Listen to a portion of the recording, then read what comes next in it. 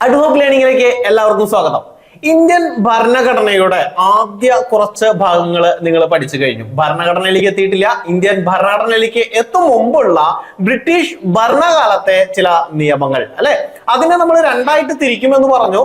Company ഭരണകാലത്തെ നിയമങ്ങളും അതിനുശേഷം രാജ്ഞിയുടേതായിട്ടുള്ള ചില നിയമങ്ങളും ഉണ്ട്. അതിൽ നിന്നുമാണ് പതുക്കെ പതുക്കെ എവിടേക്ക് എത്തുന്നത്? ഇന്ത്യൻ ഭരണഘടനയിലേക്ക് എത്തുന്നത്. സോ ഈ ഹിസ്റ്റോറിക്കൽ ബാക്ക്ഗ്രൗണ്ട് വളരെ ഇമ്പോർട്ടന്റ് ആണ്. സോ നമ്മൾ ഇന്ന് പഠിക്കുന്നത് കമ്പനി ഭരണ സമയത്തെ നിയമങ്ങൾ എന്ന് പറയുന്ന ടോപ്പിക്കാണ്. അതിന് പല നിയമങ്ങളുണ്ട്. നിങ്ങൾ പല നിയമങ്ങളുടെ പേരും വർഷവും കഴിഞ്ഞ ക്ലാസ്സിൽ പഠിച്ചിട്ടുണ്ടായിരിക്കും. അതിനാദ്യമായി വരുന്ന നിയമമാണ് റെഗുലേറ്റിംഗ് ആക്ട് 1773. ഏതാണ് റെഗുലേറ്റിംഗ് ആക്ട്? 1773 റെഗുലേറ്റിംഗ് ആക്ട് വളരെ ഇമ്പോർട്ടന്റ് ആണ്. കാരണം എന്താ? ഇന്ത്യയിൽ ബ്രിട്ടീഷ് പാർലമെന്റ് പാസ്സാക്കുന്ന ആദ്യ നിയമം എന്താണ്? ഇന്ത്യയിൽ ബ്രിട്ടീഷ് പാർലമെന്റ് പാസ്സാക്കുന്ന ആദ്യ നിയമം ഏതാണെന്ന് ചോദിച്ചാൽ ഏതാണത്? അത് റെഗുലേറ്റിംഗ് ആക്ട് ആണ്. 1773 റെഗുലേറ്റിംഗ് ആക്ട് ആണ്. അത് എന്ത് ചെയ്തു വെച്ചിട്ടുണ്ടെങ്കിൽ നിയമപരവും രാഷ്ട്രീയപരവുമായിട്ടുള്ള ഭരണ പ്രവർത്തനങ്ങളെ കമ്പനിയുടെ ഈസ്റ്റ് ഇന്ത്യ കമ്പനിയുടെ നിയമപരവും രാഷ്ട്രീയപരവുമായിട്ടുള്ള ഭരണ പ്രവർത്തനങ്ങളെ റെക്കഗ്നൈസ് ചെയ്തു, അംഗീകാരം നൽകി അല്ലെങ്കിൽ റെക്കഗ്നൈസ് ചെയ്തു. ആ ഒരു നിയമമാണ് റെഗുലേറ്റിംഗ് ആക്ട് 1773. പോയിന്റ് എന്താണ്? ആദ്യത്തെ നിയമമാണ്. ബ്രിട്ടീഷ് ഗവൺമെന്റ് ഇന്ത്യയിൽ പാസ്സാക്കിയ ആദ്യ നിയമമാണ്. പിന്നത്തെ പോയിന്റ് എന്താ? കമ്പനിയുടെ നിയമപരമായിട്ടുള്ള പിന്നെ രാഷ്ട്രീയപരമായിട്ടുള്ള ഭരണ പ്രവർത്തനങ്ങളെ റെക്കഗ്നൈസ് ചെയ്ത നിയമം ഏതാണെന്ന് ചോദിച്ചാൽ റെഗുലേറ്റിംഗ് ആക്ട് ആണ്. പിന്നെയോ ബ്രിട്ടീഷ് പാർലമെന്റിന്റേതായ രീതിയിലുള്ള കേന്ദ്രീകൃത ഭരണം. എന്താണ് കേന്ദ്രീകൃത ഭരണം? സെൻട്രലൈസ്ഡ് ഗവേണൻസ് അല്ലെ, സെൻട്രലൈസ്ഡ് ഗവേണൻസ്, കേന്ദ്രീകൃത ഭരണം. അത് കൊണ്ടുവരാനുള്ള ഒരു അടിത്തറ പാകിയ നിയമമാണ് റെഗുലേറ്റിംഗ് ആക്ട്. ഓക്കെ, അപ്പൊ റെഗുലേറ്റിംഗ് ആക്ടിന്റെ 2-3 പ്രത്യേകതകൾ പഠിച്ചു. ആദ്യ നിയമമാണെന്ന് പഠിച്ചു. കമ്പനിയുടെ നിയമവും രാഷ്ട്രീയപരവുമായിട്ടുള്ള ഭരണ പ്രവർത്തനങ്ങളെ റെക്കഗ്നൈസ് ചെയ്ത നിയമമാണ് റെഗുലേറ്റിംഗ് ആക്ട് എന്ന് പഠിച്ചു. മൂന്നാമതെന്ന് പഠിച്ചു? കേന്ദ്രീകരണ ഭരണത്തിന്റെ, ഇന്ത്യയിലെ കേന്ദ്രീകൃത ഭരണത്തിന്റെ അടിത്തറ പാകിയ നിയമം. അടിത്തറ പാകിയ നിയമമാണ്. ശ്രദ്ധിക്കുക, വേറെ കേന്ദ്രീകൃത ഭരണവുമായി ബന്ധപ്പെട്ട വേറെ പല നിയമങ്ങളിലും പറയുന്നുണ്ട്. ഇതിലെന്താ പറഞ്ഞ? അടിത്തറ. കേട്ടോ, അടിത്തറ പാകിയ നിയമം ഏതാണെന്ന് ചോദിച്ചാൽ അത് റെഗുലേറ്റിംഗ് ആക്ട് ആണ് 1773. പിന്നെയോ ഗവർണർ ഓഫ് ബംഗാൾ എന്നുള്ള പേര് മാറ്റി. ഗവർണർ ഓഫ് ബംഗാൾ എന്നുള്ള പേര് മാറ്റി എന്താക്കി? ഗവർണർ ജനറൽ ഓഫ് ബംഗാൾ ആക്കി മാറ്റി. ഇതിന് മുമ്പ് ഉണ്ടല്ലോ, ഇതിന് മുമ്പ് നമുക്കറിയാം കാലഘട്ടം ഏതാ? 1773 അല്ലെ. അതിന് മുമ്പ് ഉണ്ടായിരുന്ന പ്ലാസിയിലെ യുദ്ധമൊക്കെ കഴിഞ്ഞതിന് ശേഷം 1757 പ്ലാസി യുദ്ധത്തിന് ശേഷം, ബക്സർ യുദ്ധത്തിനൊക്കെ ശേഷം കമ്പനി ഭരണം ആരംഭിച്ചപ്പോ ഗവർണർ ഓഫ് ബംഗാൾ എന്നുള്ള പേരിലായിരുന്നു ഭരണം ആരംഭിച്ചിരുന്നത്. റോബോട്ട് ക്ലൈവിന്റെ നേതൃത്വത്തിലും അതിനുശേഷം വാറൻ ഹേസ്റ്റിങ്സിന്റെ നേതൃത്വത്തിലും ഒക്കെ ഇന്ത്യയിൽ ഭരണം ആരംഭിച്ചിട്ടുണ്ടായിരുന്നു. ആ സമയത്ത് ഭരണാധികാരി അറിയപ്പെട്ടിരുന്ന എന്തായിരുന്നു? ഗവർണർ ഓഫ് ബംഗാൾ എന്നായിരുന്നു. പക്ഷേ 1773 റെഗുലേറ്റിംഗ് ആക്ട് വന്നപ്പോൾ ആ പേര് മാറി. ഗവർണർ ഓഫ് ബംഗാളിന് പകരം എന്താക്കി മാറ്റി? ഗവർണർ ജനറൽ ഓഫ് ബംഗാൾ എന്നാക്കി മാറ്റി. അപ്പോൾ ഇന്ത്യയിലെ അവസാനത്തെ ഗവർണർ ഓഫ് ബംഗാൾ, ശ്രദ്ധിക്കുക, എന്താ ചോദ്യം? അവസാനത്തെ ഗവർണർ ഓഫ് ബംഗാളും അതുപോലെ ആദ്യത്തെ ഗവർണർ ജനറൽ ഓഫ് ബംഗാളും ആരാണെന്ന് ചോദിച്ചാൽ അത് വാറൻ ഹേസ്റ്റിങ്സ് ആണ്. ഓക്കെ, അപ്പൊ ഗവർണർ ഓഫ് ബംഗാൾ എന്നുള്ള പദവി എടുത്ത് കളഞ്ഞു. അപ്പൊ ആ സമയത്ത് ഗവർണർ ഓഫ് ബംഗാൾ ആരാ? വാറൻ ഹേസ്റ്റിങ്സ് ആയിരുന്നു. അതിന് പകരം ഏത് പദവി കൊണ്ടുവന്നു? ഗവർണർ ജനറൽ ഓഫ് ബംഗാൾ കൊണ്ടുവന്നു. അപ്പൊ അവസാനത്തെ ഗവർണർ ഓഫ് ബംഗാളും ആദ്യത്തെ ഗവർണർ ജനറൽ ഓഫ് ബംഗാളും ആരാ? ആ സമയത്ത് ഉണ്ടായിരുന്ന ആള് വാറൻ ഹേസ്റ്റിങ്സ് ആണ്. വാറൻ ഹേസ്റ്റിങ്സ് ആണ്. കിട്ടിയല്ലോ, പോയിന്റ് കിട്ടിയല്ലോ, വളരെ ഇമ്പോർട്ടന്റ് ആണ്. ആ അവസാനത്തെ ഗവർണർ ഓഫ് ബംഗാളും ആദ്യത്തെ ഗവർണർ ജനറൽ ഓഫ് ബംഗാളും ആരാണ്? വാറൻ ഹേസ്റ്റിങ്സ് ആണ്. തെറ്റിപ്പോരുത് കേട്ടോ. ഇനി കുറച്ച് പേരുകൾ, ഇതുപോലെ പദവികൾ ഇനി പല നിയമങ്ങളിൽ മാറിക്കൊണ്ടിരിക്കും. അപ്പൊ ആദ്യത്തെ ആര്, അവസാനത്തെ ആര്, അങ്ങനെ പഠിക്കേണ്ടി വരും. സോ സിമ്പിൾ ആയിട്ട് പഠിച്ചു വെക്കുക. വാറൻ ഹേസ്റ്റിങ്സ് ഒരാളെ പഠിച്ചല്ലോ എന്തായാലും, അതങ്ങനെ കയ്യിലിരിക്കട്ടെ കേട്ടോ. പിന്നെയോ executive council of governor general. ഈ ഗവർണർ ജനറലിന് എന്തുണ്ടായി? ഒരു എക്സിക്യൂട്ടീവ് കൗൺസിൽ ഉണ്ടായിരുന്നു. അതിലാകെ എത്ര അംഗങ്ങൾ ഉണ്ടായിരുന്നു? 4 അംഗങ്ങൾ. അപ്പൊ ഈ നിയമപ്രകാരം ഗവർണർ ഓഫ് ബംഗാളിനെ ഗവർണർ ജനറൽ ഓഫ് ബംഗാൾ ആക്കി. അദ്ദേഹത്തിന് 4 അംഗങ്ങളുള്ള ഒരു എക്സിക്യൂട്ടീവ് കൗൺസിലും രൂപീകരിച്ചു. ഭരണം എളുപ്പമാക്കാൻ വേണ്ടിയിട്ട് എന്ത് ചെയ്തു? ഒരു എക്സിക്യൂട്ടീവ് കൗൺസിൽ രൂപീകരിച്ചു. അതിലെ എത്ര അംഗങ്ങൾ ഉണ്ടായിരുന്നു? 4 അംഗങ്ങൾ ഉണ്ടായിരുന്നു. ക്ലിയർ ആയല്ലോ. പിന്നെയോ ഞാൻ പറഞ്ഞു കേന്ദ്രീകൃത ഭരണത്തിന് അടിത്തറ പാകിയെന്ന്. കേന്ദ്രീകൃത ഭരണം എന്ന് പറഞ്ഞാൽ എന്താ? ഇപ്പോ സംസ്ഥാനങ്ങൾ പല സ്ഥലങ്ങളായിട്ട് ഭരിച്ചുകൊണ്ടിരിക്കുകയാണെങ്കിൽ വികേന്ദ്രീകൃതമായി അല്ലെ. നമ്മുടെ LSGD എന്നൊക്കെ പറയുന്നത് നമ്മുടെ ലോക്കൽ സെൽഫ് ഗവേണൻസ് ഇല്ലേ, പഞ്ചായത്ത് രാജ്, അതുപോലെ മുനിസിപ്പാലിറ്റി, ഇതെല്ലാം എന്താ? വികേന്ദ്രീകൃതമാണ്, കേന്ദ്രീകൃതമല്ല. കാരണം എന്താ? ചെറിയ ചെറിയ തട്ടുകളിലുള്ള ഭരണം, അതാണ് വികേന്ദ്രീകൃത ഭരണം.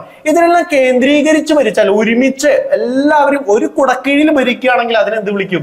കേന്ദ്രീകൃത ഭരണം എന്ന് വിളിക്കും. അപ്പൊ കേന്ദ്രീകൃത ഭരണത്തിന് അടിത്തറ പാകിയല്ലോ ഈ നിയമം. അപ്പൊ നമുക്കൊരു പോയിന്റ് പഠിക്കാം. ബോംബെ മദ്രാസ് പ്രസിഡൻസീസ് ഏതൊക്കെയാണ്? ബോംബെ മദ്രാസ്. ഈ 2 പ്രസിഡൻസികൾക്കും ആ 2 പ്രസിഡൻസികളെയും എന്താക്കി മാറ്റി? ഗവർണർ ജനറൽ ഓഫ് ബംഗാളിന്റെ താഴെ കൊണ്ടുവന്ന് നിർത്തി. അപ്പൊ ഇനി മുതൽ ബോംബെയിലും മദ്രാസിലും പ്രസിഡൻസികളിലെ തീരുമാനങ്ങളൊക്കെ എടുക്കുന്നത് ആരാ? Governor general of Bengal. അവിടെ ഭരണാധികാരികൾ വേറെ ഉണ്ടാവും, പക്ഷെ അവിടെ ഭരണം നടത്തുന്നത് ശരിക്കും ആരുടെ കീഴിലായിരിക്കും? ഗവർണർ ജനറൽ ഓഫ് ബംഗാളിന്റെ കീഴിൽ. അപ്പൊ കേന്ദ്രീകൃതമാക്കിയില്ലേ? ആ വികേന്ദ്രീകൃതമായിട്ട് 2 വിട്ടു നിന്നുണ്ടായിരുന്നത് 2 മാറ്റി, അത് 2 ഒരു കുടക്കീഴിലേക്ക് കൊണ്ടുവന്നു. ശരിയല്ലേ? അപ്പൊ ബംഗാളും ബോംബെ ഓൾറെഡി ബംഗാളിലാണല്ലോ, ഗവർണർ ജനറൽ ഓഫ് ബംഗാൾ അല്ലേ. ആ ഗവർണർ ജനറൽ ഓഫ് ബംഗാളിന്റെ അണ്ടറിൽ ആരൊക്കെ കൊണ്ടുവന്ന് പോസ്റ്റ് ചെയ്തു? ബോംബെ മദ്രാസ് പ്രസിഡൻസികളെ. അപ്പൊ 2 സ്ഥലങ്ങളിലെ 2 ടെറിട്ടറികളിലെ ഭരണം ആരുടെ കൂടെ കൊണ്ടുവന്നു? ബംഗാളിന്റെ കൂടെ കൊണ്ടുവന്നു. അപ്പൊ കേന്ദ്രീകൃതമാക്കി. അപ്പൊ കേന്ദ്രീകൃത ഭരണത്തിന് അടിത്തറ പാകിയ നിയമം ഏതാണെന്ന് ചോദിച്ചാൽ റെഗുലേറ്റിംഗ് ആക്ട് ആണ് 1773. ക്ലിയർ അല്ലേ? ഇനിയോ ഇന്ത്യയിൽ ആദ്യമായി ഒരു സുപ്രീം കോടതി കൊണ്ടുവന്നു. ഇന്ത്യയിൽ ആദ്യമായിട്ട് ഒരു സുപ്രീം കോടതി എവിടെ? കൽക്കത്തയിൽ. എന്ന് 1774 പഠിച്ചു വയ്ക്കുക. 1774 ഇന്ത്യയിൽ ആദ്യമായി ഒരു സുപ്രീം കോടതി കൊണ്ടുവന്നു. ഇന്ന് കാണുന്ന സുപ്രീം കോടതി അല്ല. ഇന്ന് കാണുന്ന സുപ്രീം കോടതി നിങ്ങൾക്കറിയാം ഡൽഹിയിലാണ്. പക്ഷെ ഇന്ത്യയിൽ ആദ്യമായ ഒരു സുപ്രീം കോടതി എവിടെ എസ്റ്റാബ്ലിഷ് ചെയ്തു എന്ന് ചോദിച്ചാൽ അത് എവിടെയാണ്? അത് കൽക്കട്ടയിലാണ്. കൽക്കട്ടയിലാണ്. ഇന്നത്തെ സുപ്രീം കോടതി അല്ല, പഠിച്ചു വയ്ക്കുക. അത് ഏത് വർഷമാണെന്ന് ചോദിച്ചാൽ 1774 ഏത് നിയമപ്രകാരം എന്ന് ചോദിച്ചാൽ regulating act of India 1773. 1773 regulating ആക്ടിന്റെ അനന്തരഫലമായിട്ടാണ് 1774 നെക്സ്റ്റ് വർഷം 1774 എന്ത് രൂപീകരിച്ചു? സുപ്രീം കോടതി. എവിടെ രൂപീകരിച്ചു? കൽക്കട്ടയിൽ രൂപീകരിച്ചു. എത്ര ജഡ്ജസ് ഉണ്ടായിരുന്നു? പഠിച്ചു വയ്ക്കാം. ആകെ 4 ജഡ്ജസ്, 3+1, 3 ജഡ്ജിമാരും ഒരു ചീഫ് ജഡ്ജിയും. അങ്ങനെ 4 അംഗങ്ങളുള്ള ഒരു കോടതിയായിരുന്നു, 4 ജഡ്ജസ് ഉള്ള ഒരു കോടതിയായിരുന്നു സുപ്രീം കോർട്ട് ഓഫ് കൽക്കട്ട 1774. ഏത് നിയമപ്രകാരം? റെഗുലേറ്റിംഗ് ആക്ട് 1773 പ്രകാരം 1774 എന്ത് ചെയ്യുന്നു? കൽക്കട്ടയിൽ ഒരു സുപ്രീം കോടതി രൂപീകരിക്കുന്നു. അതിന്റെ എത്ര ജഡ്ജസ് ആയിരുന്നു? 3+1. ഒന്നാരാ? Chief justice. ആരായിരുന്നു ചീഫ് ജസ്റ്റിസ്? ഇന്ത്യയിലെ ആദ്യ ചീഫ് ജസ്റ്റിസ് എന്നറിയപ്പെടുന്നത്, ഇന്ത്യയിലെ കൽക്കട്ടയിൽ രൂപീകരിച്ച സുപ്രീം കോടതിയുടെ ആദ്യ ചീഫ് ജസ്റ്റിസ്. പഠിക്കാൻ ഭയങ്കര എളുപ്പ പേരെന്താ? എലിജ ഇംബെ എന്നാണ്. ഇംബെ അല്ലെ. നമ്മുടെ മാടുകളെല്ലാം പറയൂ അല്ലെ. അതുപോലെ ആ പശുക്കളോടൊക്കെ പറയുമ്പോ സംസാരിക്കുമ്പോഴൊക്കെ വരില്ലേ, എന്താ പറയാ? ഇംബെ അതല്ലേ. അങ്ങനെ ഓർത്ത് വെക്കാട്ടോ, അപ്പൊ മറക്കില്ല. നിങ്ങൾ പശുക്കളോടൊക്കെ സംസാരിക്കാറുണ്ടോ? പശുക്കളോട് സംസാരിക്കുമ്പോ എന്ത് പറയാ അവരോട്? അവരെങ്ങനെ വിശന്നിരിക്കുന്ന സമയത്ത് ഇംബെ എന്ന് പറയാം അല്ലെ. അപ്പൊ ഇംബെ പഠിച്ചു വെക്കുക. എലിജ ഇംബെ അങ്ങനെ തന്നെ പഠിച്ചു വെക്കാം, മറക്കില്ല കേട്ടോ. അപ്പൊ സുപ്രീം കോടതി കൽക്കട്ടയിൽ 1774 രൂപീകരിച്ചു. ഏത് ആക്ട് പ്രകാരം? Regulating act 1773. എത്ര അംഗങ്ങൾ ഉണ്ടായിരുന്നു? 3+1, 4 അംഗങ്ങൾ. ഒരാളായിട്ടുള്ള ചീഫ് ജസ്റ്റിസ് അതാരായിരുന്നു? എലിജ ഇംബെ. ഓക്കെ ആണല്ലോ. അതുപോലെ തന്നെ നമ്മളിവിടെ എക്സിക്യൂട്ടീവ് കൗൺസിലിനെ കുറിച്ച് പറഞ്ഞില്ലേ, 4 അംഗങ്ങളുള്ള എക്സിക്യൂട്ടീവ് കൗൺസിൽ ഉണ്ടായിരുന്നു എന്ന്. അതുപോലെ തന്നെയുള്ള മറ്റൊരു ഗവേണിംഗ് ബോഡി ആയിരുന്നു കോർട്ട് ഓഫ് ഡയറക്ടേഴ്സ്. എന്താണ്? Court of directors. ശ്രദ്ധിച്ചു വയ്ക്കുക. Court of directors. Court of ഡയറക്ടേഴ്സിന്റെ പ്രത്യേകത എന്താ? അതൊരു ഗവേണിംഗ് ബോഡി ആയിരുന്നു. കമ്പനിയുടെ ഗവേണിംഗ് ബോഡിയെ അറിയപ്പെടുന്ന പേരാണ് court of directors. Court of directors എന്തായിരുന്നു? കമ്പനിയുടെ ഒരു ഗവേണിംഗ് ബോഡി. അത് എന്ത് ചെയ്യുന്ന അറിയോ? കമ്പനിയുടെ ഗവേണിംഗ് ബോഡി എന്ന് പറഞ്ഞു കഴിഞ്ഞാലും ശരിക്കും പറഞ്ഞ ഒരു സ്പൈ ഏജൻസി എന്നൊക്കെ പറയില്ലേ, അതുപോലെയാണ്. കാരണം എന്താ? ഇന്ത്യയിൽ ഭരണം നടക്കുന്നത് കമ്പനിയാണ്. ഇത് ഇവിടെ നിങ്ങളൊരു കോൺസെപ്റ്റ് മനസ്സിലാക്കി വെക്കുക. കമ്പനി എന്ന് പറയുന്ന ഒരു വേറൊരു അതോറിറ്റിയും ബ്രിട്ടീഷ് ഗവൺമെന്റ് എന്ന് പറയുന്നത് വേറൊരു അതോറിറ്റിയാണ്. ബ്രിട്ടീഷ് ഇപ്പൊ ഭരണം തുടങ്ങിയിട്ടില്ല, ശരിക്കും ഭരണം അങ്ങനെ ആരംഭിക്കുന്ന ഒരു രീതിയാണ് റെഗുലേറ്റിംഗ് ആക്ട് എന്നൊക്കെ പറയുന്നത്. അതുവരെ ആരാ ഭരിച്ചുകൊണ്ടിരിക്കുന്നത്? കമ്പനി തന്നെയാ. അപ്പൊ കമ്പനിയുടെ മുകളിൽ കുറച്ച് എന്ത് കൊണ്ടുവരികയാണ്? റെഗുലേഷൻസും കമ്പനിയുടെ മുകളിൽ കുറച്ച് ഉത്തരവാദിത്തങ്ങളും അതുപോലെ ബാധ്യതകളും എല്ലാം കൊണ്ടുവരികയാണ് ആര്? British government. ഏതിലൂടെ? ഈ നിയമങ്ങളിലൂടെ. മനസ്സിലായോ? അപ്പൊ കമ്പനി ഭരിച്ചുകൊണ്ടിരിക്കുന്നു. ആ കമ്പനിയുടെ ഭരിക്കാൻ വേണ്ടി ഗവർണർ ജനറൽ അവിടെ പോസ്റ്റ് ചെയ്തു. ആ ഗവർണർ ജനറലിന് വേണ്ടി സഹായിക്കുന്ന എക്സിക്യൂട്ടീവ് കൗൺസിൽ ഉണ്ടായി. അതുകൂടാതെ കോർട്ട് ഓഫ് ഡയറക്ടേഴ്സ് വന്നു. എന്തിനാ കോർട്ട് ഓഫ് ഡയറക്ടേഴ്സ്? അതായത് കമ്പനിയുടെ മേലിലുള്ള ഈ revenue, civil, military affairs, revenue പിരിച്ചുകൊണ്ടിരിക്കുന്നത്, സാമ്പത്തികമായിട്ട് പൈസ ഇങ്ങനെ ടാക്സുകളിലൂടെ എല്ലാം പിരിച്ചുകൊണ്ടിരിക്കുന്നുണ്ട്. അതുപോലെ സിവിൽ കാര്യങ്ങൾ, അതുപോലെ മിലിറ്ററി അഫയേഴ്സ്, സിവിൽ അഫയേഴ്സും മിലിറ്ററി അഫയേഴ്സും അതുപോലെ റവന്യൂ അഫയേഴ്സ്, ഈ 3 കാര്യങ്ങളില് എന്ത് ചെയ്യുന്നു? കമ്പനിയുടെ ഈ 3 കാര്യങ്ങളെ ബ്രിട്ടീഷ് ഗവൺമെന്റിന് റിപ്പോർട്ട് ചെയ്യുന്നതിന് വേണ്ടിയിട്ടുള്ള ഒരു ഒരു കമ്മിറ്റി ആയിരുന്നു കോർട്ട് ഓഫ് ഡയറക്ടേഴ്സ്. അപ്പൊ കോർട്ട് ഓഫ് ഡയറക്ടേഴ്സ് എന്ന് പറയുന്നത് എന്താണ്? അന്ന് കാലത്ത് റവന്യൂ, സിവിൽ, മിലിറ്ററി അഫയേഴ്സ്, ഇന്ത്യയിൽ നടക്കുന്ന റവന്യൂ, സിവിൽ, മിലിറ്ററി അഫയേഴ്സ് ആർക്ക് റിപ്പോർട്ട് ചെയ്യാ? ബ്രിട്ടീഷ് ഗവൺമെന്റിന് റിപ്പോർട്ട് ചെയ്യുന്നതിന് വേണ്ടിയിട്ടുള്ള ഒരു കമ്മിറ്റി ആയിരുന്നു കോർട്ട് ഓഫ് ഡയറക്ടേഴ്സ്. അപ്പൊ എന്തായിരുന്നു എക്സിക്യൂട്ടീവ് കൗൺസിൽ? എക്സിക്യൂട്ടീവ് കൗൺസിൽ എന്ന് പറയുന്നത് അന്നത്തെ ഗവർണർ ജനറലിനെ സഹായിക്കുന്നതിന് വേണ്ടിയിട്ടുള്ള ഒരു കൗൺസിലാണ് എക്സിക്യൂട്ടീവ് കൗൺസിൽ. മറ്റേതോ കോർട്ട് ഓഫ് ഡയറക്ടേഴ്സ് എന്ന് പറയുന്നത് ഒരു ഗവേണിംഗ് ബോഡി ആയിരുന്നു. കമ്പനിയുടെ ഒരു ഗവേണിംഗ് ബോഡിയാണ്. അത് എന്ത് ചെയ്യുന്നു? ഇന്ത്യയിലുള്ള റവന്യൂ, സിവിൽ, മിലിറ്ററി അഫയേഴ്സിനെ ബ്രിട്ടീഷ് ഗവൺമെന്റിന് റിപ്പോർട്ട് ചെയ്യുന്നു. ഇതായിരുന്നു കോർട്ട് ഓഫ് ഡയറക്ടേഴ്സിന്റെ പണി. ക്ലിയർ ആയല്ലോ?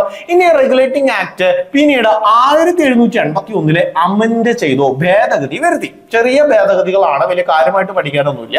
1781 അമെന്റ്മെന്റ് നടത്തി എന്ന് വർഷം മാത്രം പഠിച്ചു വയ്ക്കുക. ഇതുവരെയും PSC ചോദിച്ചിട്ടൊന്നുമില്ല, 4 പോയിന്റ് പഠിച്ചു വയ്ക്കുക. റെഗുലേറ്റിംഗ് ആക്ട് അമെൻഡ് ചെയ്ത വർഷമാണ് 1781. അതിനെ വിളിക്കുന്ന വേറൊരു പേരാണ് ആക്ട് ഓഫ് സെറ്റിൽമെന്റ്. എന്താണ് ആക്ട് ഓഫ് സെറ്റിൽമെന്റ്? ആ ഒരു വാക്ക് പഠിച്ചു വയ്ക്കുക. കാരണം ആക്ട് ഓഫ് സെറ്റിൽമെന്റിന്റെ വർഷം ചോദിച്ചാലോ, അത് 1781. ആക്ട് ഓഫ് സെറ്റിൽമെന്റ് താഴെ കാണുന്ന ഏത് ആക്ടുമായി ബന്ധപ്പെട്ടിരിക്കുന്നു എന്ന് ചോദിച്ച ഓപ്ഷൻ 3-4 ഓപ്ഷൻസ് വരും. Regulating act, charter act, Minto Morley reforms, അതുപോലെ ഗവൺമെന്റ് ഓഫ് ഇന്ത്യ ആക്ട്, അങ്ങനെ ഒരു 3-4 ഓപ്ഷൻസ് തന്നിട്ട് ഇതിൽ ഏത് ആക്ടുമായി ബന്ധപ്പെട്ടതാണ് ആക്ട് ഓഫ് സെറ്റിൽമെന്റ് എന്ന് ചോദിച്ചു കഴിഞ്ഞാൽ ചിലപ്പോ ഒരു സാധാരണ പഴയ രീതിയിൽ പഠിക്കുന്ന PSC കാരൻ കുഴപ്പത്തിലാവും. ശരിയല്ലേ? സോ ആക്ട് ഓഫ് സെറ്റിൽമെന്റ് എന്ന് പറയുന്ന ആക്ട് ഏതാണ്? 1781 അമെന്റ്മെന്റ് ആക്ട് ആണ്. അത് ഏതുമായി ബന്ധപ്പെട്ടതാ? യെസ്, റെഗുലേറ്റിംഗ് ആക്ടുമായി ബന്ധപ്പെട്ടതാണ്. അല്ലെ? റെഗുലേറ്റിംഗ് ആക്ടിന്റെ അമെന്റിംഗ് ആക്ട് ആണ് 1781 ആക്ട് ഓഫ് സെറ്റിൽമെന്റ്. ക്ലിയർ ആണല്ലോ? ഇത്രയാണ് റെഗുലേറ്റിംഗ് ആക്ടുമായി ബന്ധപ്പെട്ട PSC-യുമായി ബന്ധപ്പെട്ട് പഠിക്കാനുള്ള, നമ്മുടെ സിലബസിൽ പഠിക്കാനുള്ള ഭാഗങ്ങൾ എന്ന് പറയുന്നത് ഇത്രയേ ഉള്ളൂ. ഇത് തന്നെ വളരെ കൂടുതലാണ്. ലക്ഷ്മികാന്ത് എന്ന് പറയുന്ന പുള്ളിക്കാരന്റെ ഏറ്റവും ആധുനികമായിട്ടുള്ള പുസ്തകത്തിൽ നിന്നുള്ള പോയിന്റ്സ് കൂട്ടിച്ചേർത്തിട്ടാണ് ഈ പോയിന്റ്സ് എല്ലാം ആഡ് ചെയ്തിട്ടുള്ളത്. ഓക്കെ ആണല്ലോ? ഇനി അത് കഴിഞ്ഞാൽ പഠിക്കാനുള്ള ആക്ട് ആണ് പിറ്റ്സ് ഇന്ത്യ ആക്ട്. എന്താണ് Pitt's India act? 1784 Pitt's India act. Pitt's എന്ന് പറയുന്ന ആരാ? അന്നത്തെ ബ്രിട്ടീഷ് പ്രധാനമന്ത്രി ആയിട്ടുണ്ടായിരുന്ന വില്യം പിറ്റ് ആണ്. ആരാണ്? William pit.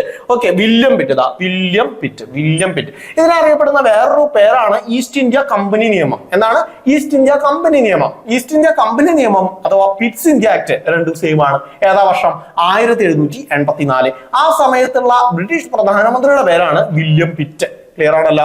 ഇനി ഇവിടെ എന്തുണ്ടായിട്ടുണ്ടെങ്കിൽ ശ്രദ്ധിക്കോ, ഈ കോർട്ട് ഓഫ് ഡയറക്ടേഴ്സ് ഇല്ലേ, എവിടെ ഈ കോർട്ട് ഓഫ് ഡയറക്ടേഴ്സ്, അതുപോലെ ബോർഡ് ഓഫ് കൺട്രോൾ എന്ന് പറയുന്ന ഒരു സംഭവം കൂടി കൊണ്ടുവന്നു. കോർട്ട് ഓഫ് ഡയറക്ടേഴ്സ് മാത്രമേ മുമ്പ് ഉണ്ടായിരുന്നുള്ളൂ ഗവർണിംഗ് ബോഡി ആയിട്ട്. എക്സിക്യൂട്ടീവ് കൗൺസിൽ എന്തായിരുന്നു? ഗവർണർ ജനറൽ സഹായിക്കുന്ന ഒരു ബോഡി ആയിരുന്നു. അവിടെ ഗവർണിംഗ് ബോഡി ആയിട്ടുണ്ടായിരുന്ന ആരായിരുന്നു? കോർട്ട് ഓഫ് ഡയറക്ടേഴ്സ് ആയിരുന്നു. ഈ കോർട്ട് ഓഫ് ഡയറക്ടേഴ്സിന് എന്ത് ചെയ്തു വെച്ചിട്ടുണ്ടെങ്കിൽ അതിന്റെ കൂടെ ഒരു സാധനം കൂടി കൂട്ടിച്ചേർത്തു. പുതിയൊരു ബോർഡ്. എന്താ പേര്?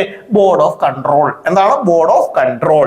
അപ്പൊ court of directors, board of control എന്നുള്ള 2 തലത്തിലുള്ള ഭരണ സംവിധാനം കൊണ്ടുവന്നു. അതിനെ വിളിക്കുന്ന പേരാണ് ദ്വിതല ഭരണ സംവിധാനം. എന്താണ്? ദ്വിതല ഭരണ സംവിധാനം. അപ്പൊ ദ്വിതല ഭരണ സംവിധാനം ഇന്ത്യയിൽ ആദ്യമായിട്ട് ആരംഭിച്ചത് എന്നാണ്? പിറ്റ്സ് ഇന്ത്യ ആക്ടിലൂടെയാണ്. പിറ്റ്സ് ഇന്ത്യ ആക്ടിലൂടെയാണ് ദ്വിതലം. കേട്ടോ, ദ്വിതലം. പലതരത്തിലുള്ള ഭരണങ്ങളുണ്ട്. അത് ബൈക്കാമറലിസം ഉണ്ട്, ഡയാർക്കി ഉണ്ട്, പലതരത്തിലുണ്ട്. അത് ഇത് ഡ്യുവൽ ഗവൺമെന്റ് ദ്വിതല ഭരണമാണ്, ദ്വിതല ഗവേണൻസ് ആണ് കേട്ടോ.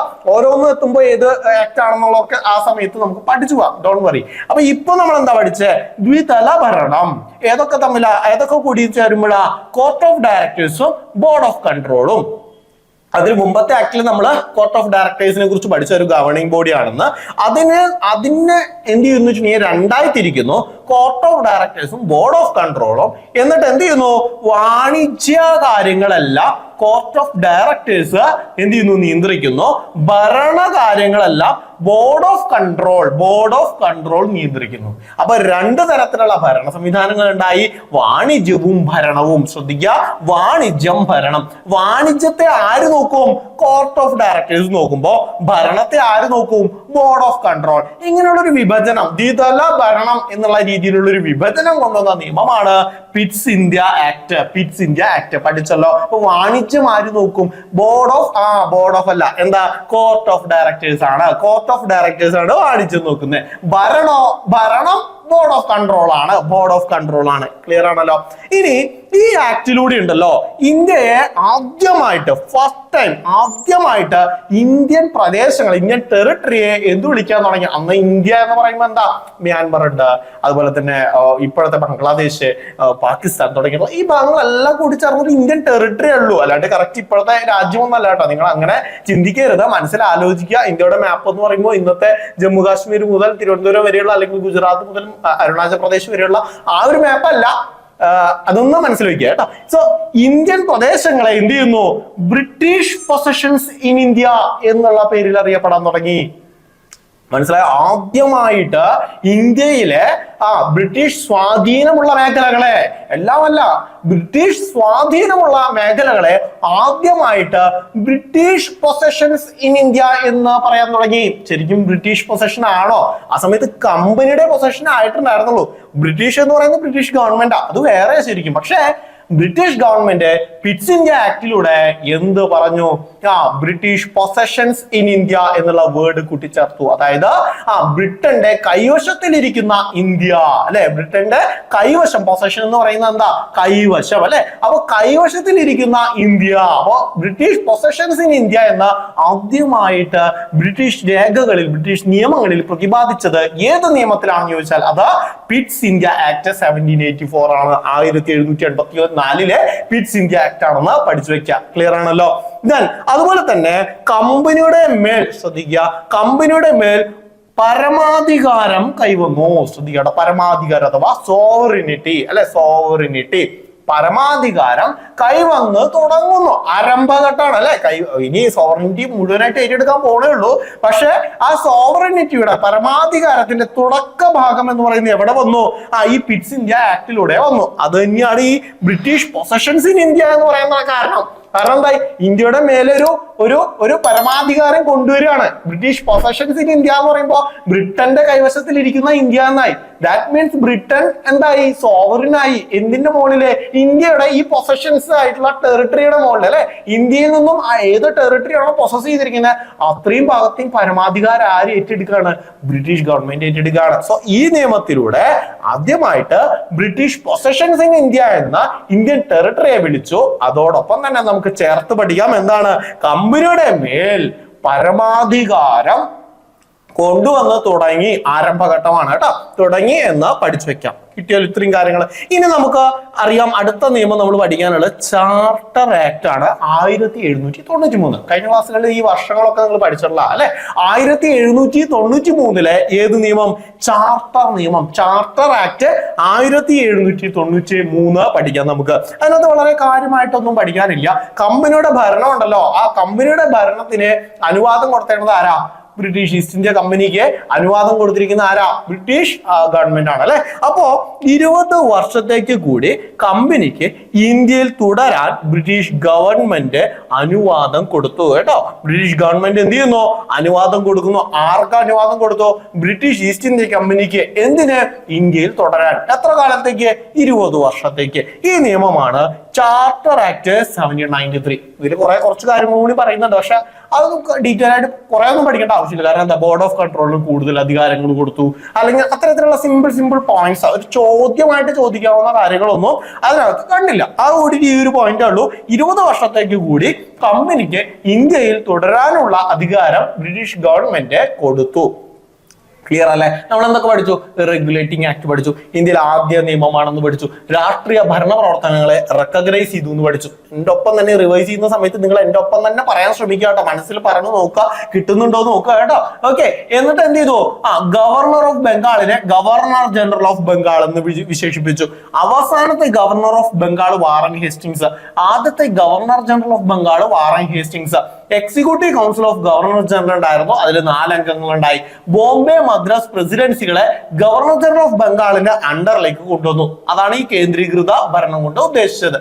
ക്ലിയർ ആണല്ലോ? ഇനി സുപ്രീം കോർട്ട് അറ്റ് കൽക്കട്ടയിൽ ആരംഭിച്ചു. വർഷം ഏതാ ഓർമ്മയുണ്ടോ? 1774. ആകെ ജഡ്ജസിന്റെ എണ്ണം എത്രയാ? 4. 3 ജഡ്ജസും ഓരോ ചീഫ് ജസ്റ്റിസും. ആ ചീഫ് ജസ്റ്റിസിന്റെ പേരെന്താ? Yes sir, Elijah ഇംപെ. Elijah ഇംപെ, sir Elijah ഇംപെ. ഇനി കോർട്ട് ഓഫ് ഡയറക്ടേഴ്സ് ഉണ്ടായിരുന്നു, അതൊരു ഗവേണിംഗ് ബോഡി ആയിരുന്നു, കമ്പനിയുടെ ഗവേണിംഗ് ബോഡി ആയിരുന്നു. അതിൽ എന്തൊക്കെ ഉണ്ടായിരുന്നു? റവന്യൂ, സിവിൽ, മിലിറ്ററി അഫയേഴ്സിനെ ബ്രിട്ടീഷ് കൗൺസിലിലേക്ക്, ബ്രിട്ടീഷ് ഗവൺമെന്റിലേക്ക് റിപ്പോർട്ട് ചെയ്യുക എന്നുള്ളതായിരുന്നു കോർട്ട് ഓഫ് ഡയറക്ടേഴ്സിന്റെ ഉത്തരവാദിത്വം. 1781 ഒരു അമെൻമെന്റ് ആക്ട് വന്നു, അതിനെ വിളിക്കുന്ന പേരാണ് ആക്ട് ഓഫ് സെറ്റിൽമെന്റ്. അപ്പൊ ആക്ട് ഓഫ് സെറ്റിൽമെന്റ് ഏത് ആക്ടുമായി ബന്ധപ്പെട്ടാണെന്ന് ചോദിച്ചാൽ അത് റെഗുലേറ്റിംഗ് ആക്ട് 1773മായി ബന്ധപ്പെട്ടതാണ്. ഓക്കെ, പിന്നെ നമ്മൾ പിറ്റ്സ് ഇന്ത്യ ആക്ട് പഠിച്ചു. 1784 ഈസ്റ്റ് ഇന്ത്യ കമ്പനി നിയമം എന്ന പേരിൽ അറിയപ്പെടുന്നു. എന്ത് പേരിൽ അറിയപ്പെടുന്നു? ഈസ്റ്റ് ഇന്ത്യ കമ്പനി നിയമം. ഞാനിത് പറയുമ്പോൾ നിങ്ങൾക്ക് കൂടെ പറയാൻ പറ്റുന്നുണ്ടോ? പറ്റുന്നുണ്ടെങ്കിൽ ഓക്കെ, അല്ലെങ്കിൽ നിങ്ങൾ വീണ്ടും കേൾക്കണം കേട്ടോ. ഇനിയിപ്പോ പറ്റുന്നുണ്ടെങ്കിലും ഓക്കെ, ഇപ്പോഴത്തേക്കേ ഉള്ളൂ. കുറച്ച് സമയം കഴിയുമ്പോൾ ആ ഓക്കെ ഒക്കെ മാറും. അപ്പൊ നിങ്ങൾ എന്ത് ചെയ്യണം? വീണ്ടും റിവൈസ് ചെയ്യണം. ഒരു ക്ലാസ് നിങ്ങൾക്ക് എത്ര പ്രാവശ്യം റിവൈസ് ചെയ്യാൻ പറ്റുമോ അത്രയും പ്രാവശ്യം റിവൈസ് ചെയ്യുക. റിവിഷൻ വളരെ ഇമ്പോർട്ടന്റ് ആണ്. എപ്പോഴും പറയാണ്, വിത്തൗട്ട് റിവിഷൻ നിങ്ങൾ വെറുതെ വായിച്ചു പോയിട്ടോ അല്ലെങ്കിൽ പഠിച്ചു പോയിട്ടോ ഒരു കാര്യമില്ല, മറക്കും. ആ മറക്കാതിരിക്കണമെങ്കിൽ റിവിഷൻ വളരെ ഇമ്പോർട്ടന്റ് ആണ് കേട്ടോ. So court of directors plus board of control എന്നുള്ള രീതിയിലുള്ള ദ്വിതല ഭരണ സംവിധാനം കൊണ്ടുവന്നു.